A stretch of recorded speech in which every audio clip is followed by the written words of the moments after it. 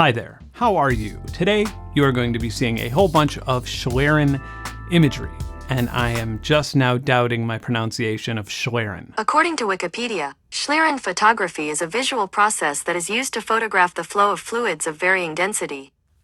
The word Schlieren, by the way, is German, and it means streak as in streak of light, not as in streak across a football field naked. And you're going to be hearing the word a whole lot. This is the flashbulb featuring Schlieren imagery. Schlieren imaging is used for quite a lot of practical purposes, and one of the ways that I've seen it used most recently is to test the effectiveness of pandemic masks, because you could see air going in and out of a person's face. And I actually decided to do that myself to see which of my masks was the most effective. And I was actually kind of surprised by the results. FYI, the $5 mask with one layer of cotton on the inside and one layer of polyester on the outside works pretty amazingly well. It is quite a bit tricky, but not overwhelmingly difficult to get your own Schlieren photography setup happening in your garage or house if you understand how Schlieren imaging works. Unfortunately, I kind of briefly skimmed the Google results and I found a lot of step-by-step guides on how to do it, but not that many great guides that explain how it works, at least in under 10 minutes. So I'm gonna take a stab at it, if that's okay with you. All right, so how about we start with a theory that is pretty much widely regarded as fact, and it's an important one, and it's going to be addressed repeatedly in future videos on this channel. And that is, light behaves like a wave. And waves bend around obstacles or diffract around obstacles. And so therefore, light does too. So here is a regular old flashlight or torch, and here is a regular old left hand.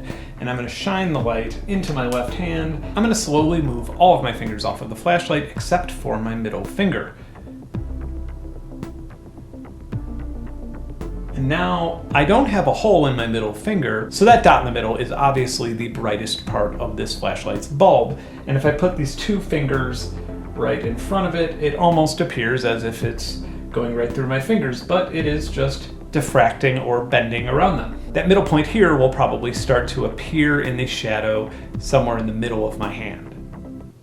There it is. We're so used to this at this point that we don't even give it a second thought, but you could experience this phenomenon, for example, if you were to open a bedroom door slightly in a dark room, or when you view crepuscular or God rays coming out of a storm cloud. So that is light diffraction. Light refraction is what happens when a material changes the speed of the light traveling through it. So for example, this water bottle is doing it by bending the light waves around. Now, as you may know, colors are actually just light waves observed at different frequencies, and a prism is a perfect way to view refraction happening. Here's a trippy fact for you. If you wear prescription glasses, they are changing the speed of the light of whatever you are intending to look at, and therefore warping and manipulating those light rays to allow you to see clearer. But warning, you are seeing everything with an ever so slight and unnoticeable time latency. All right, so when you light a bonfire and you see the heat rippling above it, you're actually observing refraction happening in the atmosphere.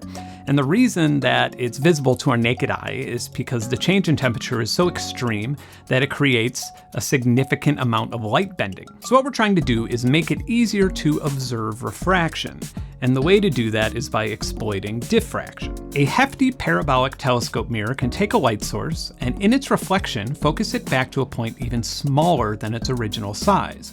If we bend that tiny point around a sharp surface like a razor blade and let that fill our entire frame, we miraculously get to see an exaggerated refraction of everything happening between the reflection of the original light source and the camera. This allows us to see very minor light wave refractions, like butane coming from a lighter, breath coming from my mouth, or even heat rising from my hand. And you probably know where this is going. Sound will be included on the list of invisible things that we are going to attempt to make visible in this video. If you're familiar with the technique, then you may already know that sound waves move way too fast to be captured with a video using Schlieren imaging. If I had some sort of insane NASA science-grade camera that could capture 100,000 frames per second, I could actually capture sound waves, but I obviously don't have that. The fastest I can go is 1,000 frames per second. But I have an idea. So what I'm going to attempt to do is record at a high frame rate, like 1,000 frames per second. And I'm going to record a sound wave blasting into the camera frame that is very hard to divide by the frame rate. So rather than everything canceling each other out, it'll kind of cancel each other in? Maybe? To be totally honest, this is a stab in the dark, or a Hail Mary. I don't think that this will actually work. I give myself maybe 10-to-1 odds. And if you bet on it not working, you won some sort of prize, because it didn't work. However, I was able to see sound waves, but they just weren't visible in the same way that some slower atmospheric change is. Depending on the frequency and frame rate combination, I could get anything between a flicker or just a stable ripple of a sound wave.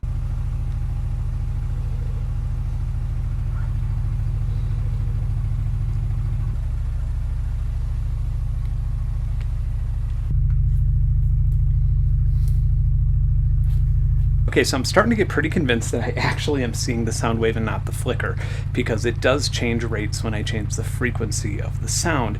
However, the only way for me to actually be sure of this is to put some acoustic foam about halfway in the middle of this parabolic lens, and if we don't see the flickering happening as much above the acoustic foam, then we are indeed seeing sound waves.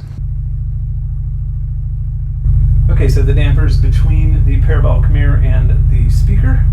And now it's sliding out. And wow, we're seeing sound.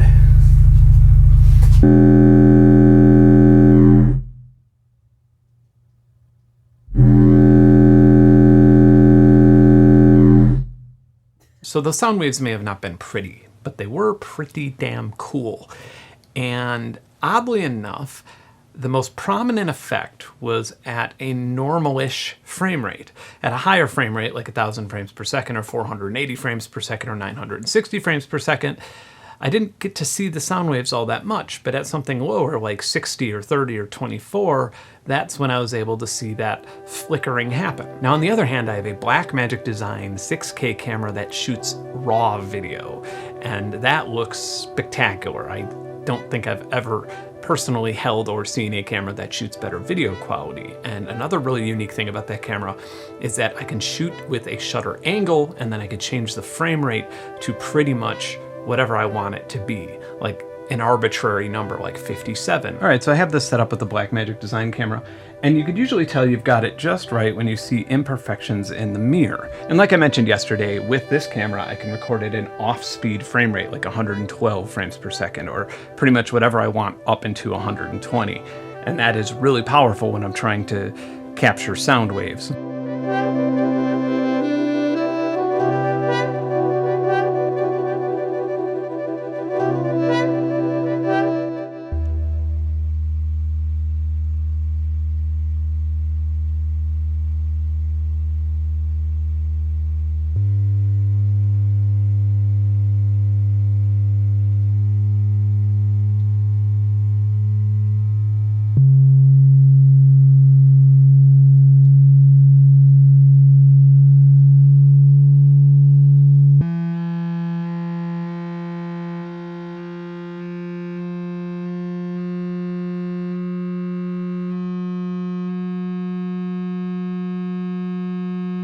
This is one of those things where if something goes wrong, my eulogy should be spoken by a Charles Darwin impersonator.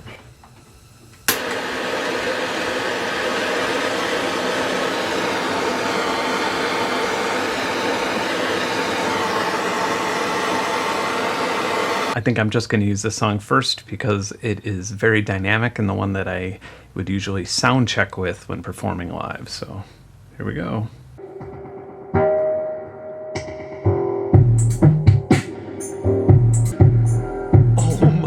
God. I can't believe that actually worked, and it actually looked rather phenomenal, and I now just want to pump music through this gaseous flame. However, I should be a little bit safer about it, so I'm going to put it on a separate stand, and that way the vibration won't tip it over and set my entire house on fire.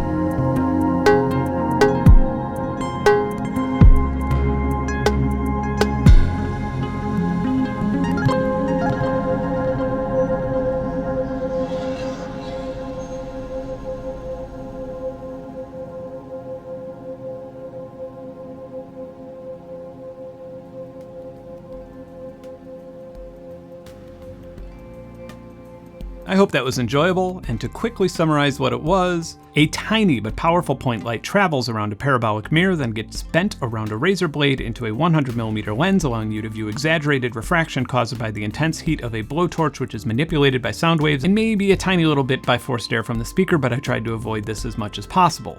This is not the end of the Seeing Sound series. I have a third video in the works. However, I don't think it will be up in the next week or two because I need to obtain some permits because I'm using some industrial, scientific grade things that are quite dangerous in it.